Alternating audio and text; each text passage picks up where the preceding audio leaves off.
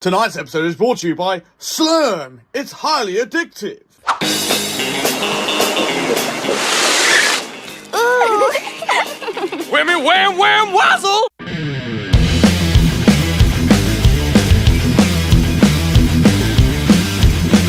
Good evening. I have a can of Yonder's Turbo SLURM. This is a fairly new brew. Is it going to be addictive, or am I going to turn into the SLURM worm? No! We're ruined! Let's find out. So, Turbo SLURM is a 4.5% SLURM flavoured soured beer.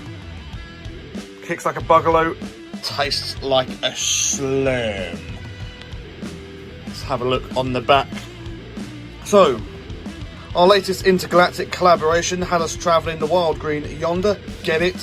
The planet Wormilon, braving the uncharted darkness of space, and only returning when we'd harnessed the power of SLURM.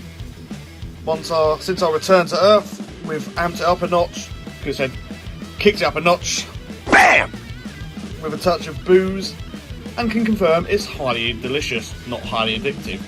Now, Yonder are a brewery based in Radstock, Somerset. There'll be a map coming up if it already isn't.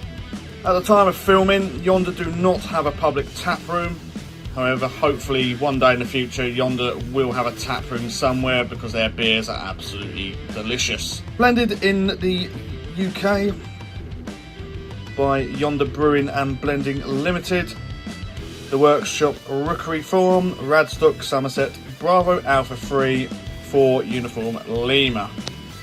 So, is it going to be any good?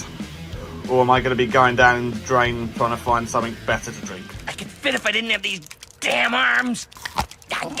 Okay, so I'd like to thank my good friend James Ellis for providing me with a tripod to use.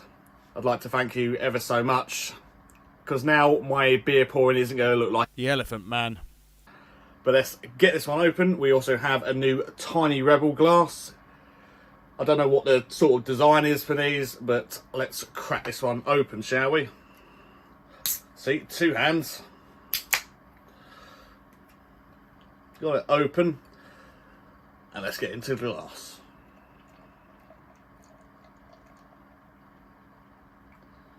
Fucking hell, it is green, I tell you. Now, now I don't have to do any jump cuts. Let's get into it and find out what it tastes like.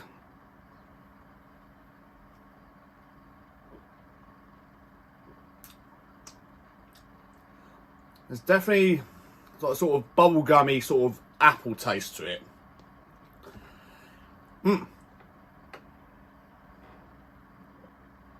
It is highly addictive. It's such a weird combo, but it works.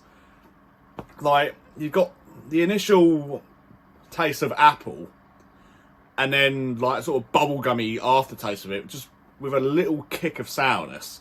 It's like Elzar went BAM! With his sour weasel.